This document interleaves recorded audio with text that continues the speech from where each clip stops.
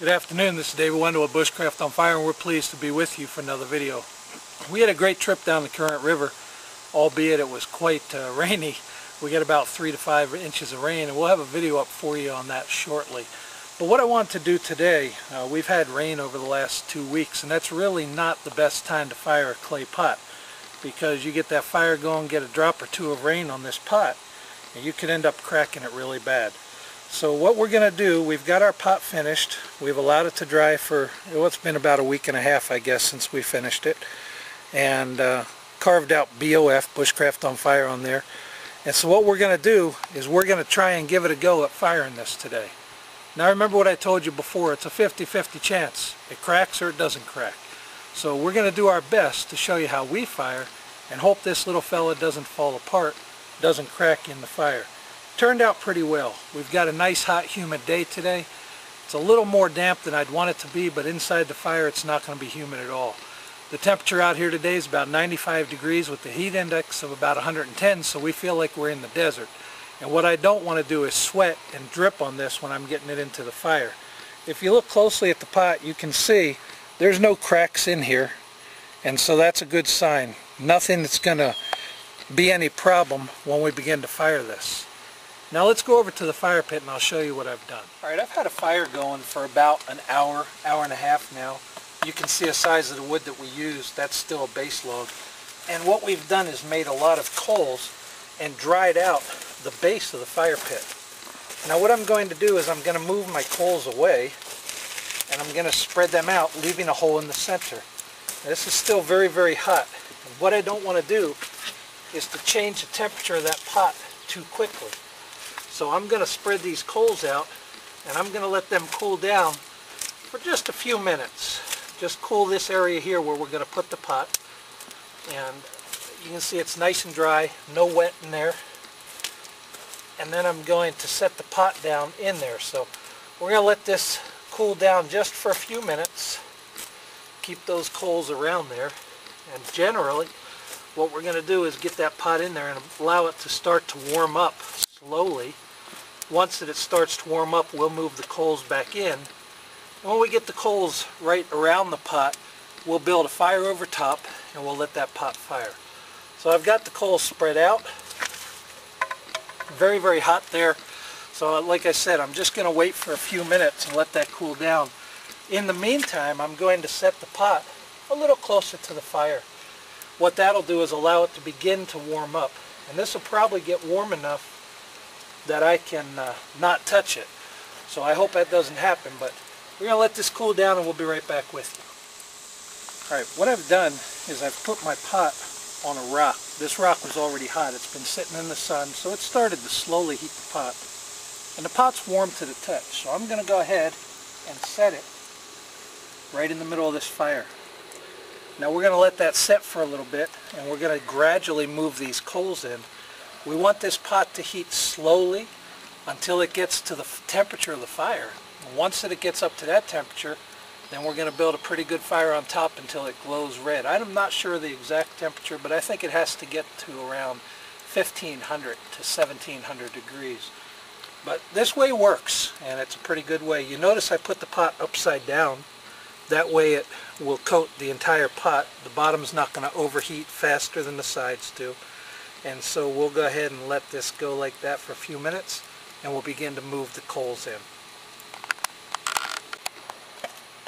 What I'm doing now, I'm just moving these in. We just felt the pot and it's pretty hot, so I'm moving these coals in nice and slow. And we'll do this 2 or 3 times. We don't want the coals to get too close too fast and superheat that pot. But it's getting pretty warm. The pot's hot, so we're in pretty good shape. We'll let that set for another 5 or 10 minutes. Move it in again.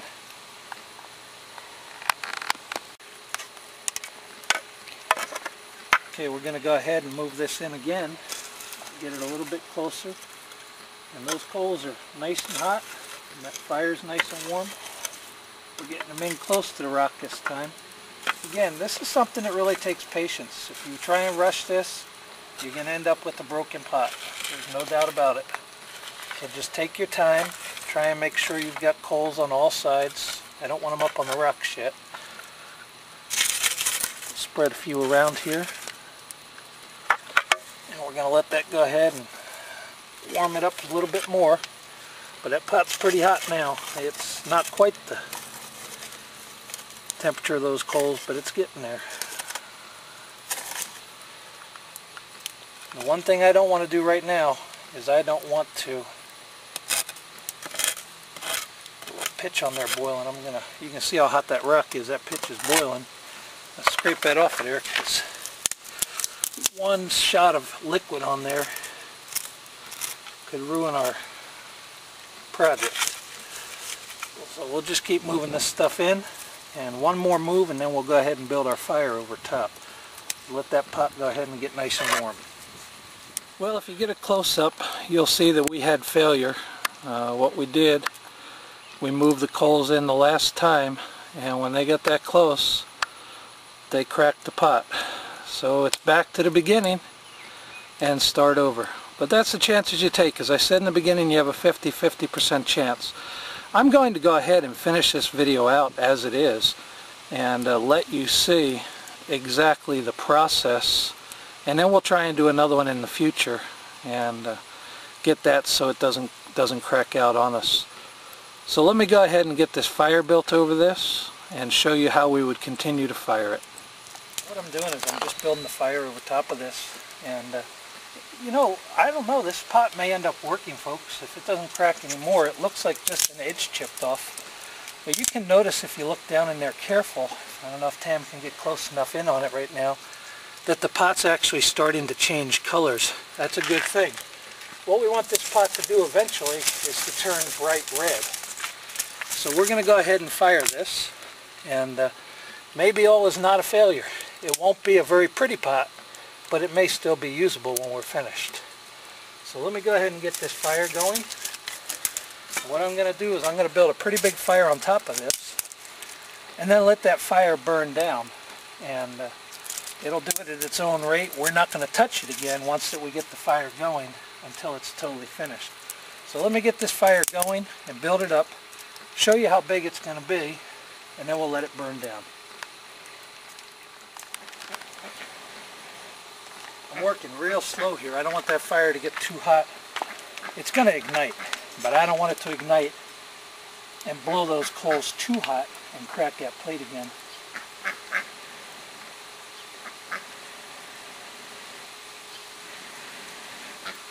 There we go. I think we got ignition. And we'll continue to build this fire. When we get it up to about where it's going to be, we'll come back with you.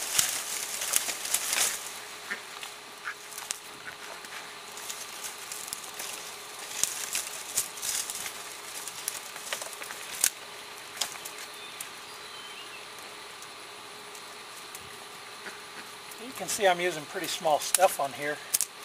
What I want to do is build a nice hot fire. It's going to last about 30 minutes, 40 minutes.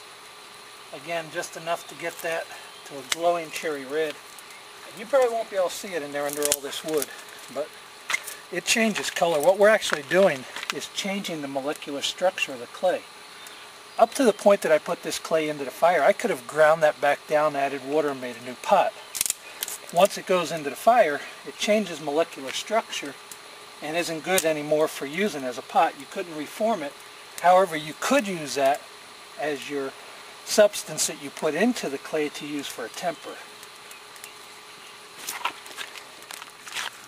Alright, now that's about how high I'm going to make my fire. I'll probably add a few more pieces if this burns down too fast. I want it to burn for about 30 to 45 minutes. But it's going right now, and it's going to get that clay red hot. Just like putting a rock in the fire. Once that gets red hot, then we're going to be good to go and just let that fire die down at its own speed. We don't want the cold wind to hit it, which is why we're putting a lot of ashes on top of the fire. Alright, well, the moment of truth, we're going to unveil this and see what happened. The fire is burned down, as you can see, and the coals have pretty much moved away. What I don't want to do, just like I tried not to heat it up too fast, I don't want to let it cool down too fast, so we don't want a lot of wind bursts around there. Here's a little piece that chipped off. Now I'm hoping that we still have a good pot in there, because I noticed that it was just an outside lip that chipped off a little bit. But you can notice the difference in this. It's more like a terracotta now. So it's been fired and that's properly done. So let's go ahead and move away some of our coals real gently, carefully. And we can see that we still have the top of the pot intact. Okay. We lost a little piece of the edge here, so we did have failure.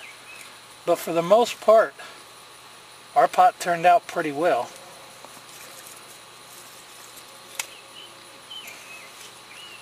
We had a couple little pieces that broke off. But what we would do now is just drag this out and let it slowly cool down. Again, had a weak spot right here somewhere. But you can see that that's changed colors, that it looks different. Looks like the color of that terracotta now. The inside is totally blackened, so it did turn that cherry red that we were hoping for. What happened was we just got those coals either a little too close, a little too fast. This edge may have been a little thicker. But there's our pot. And again, you know, we could probably use this for something. Maybe a little oil lamp or something. Put some oil in there. Didn't break the whole way around. We certainly couldn't use it as a cup. But we could put some oil in there with some kind of a wick and use that. So there's the process for firing. Again, as I said in the beginning, we had a 50-50 chance that this was going to break or not break. It broke. We'll try and get another one done where it doesn't break so that you can get the idea. But at least you've got the procedure now. You can see it doesn't always work out. You know, things don't always work the way you want in the bush. That's okay. There's lots of clay out there. Just get down and do it again. If we had put 4 or 5 pots in here, we probably would have got 2 to 3 that were good. And we just did the singles. So this is David Wendell with Bushcraft on Fire. Hoping you've enjoyed this series. Hope you have a great day. Thank you for all your support. Join us again soon for another video.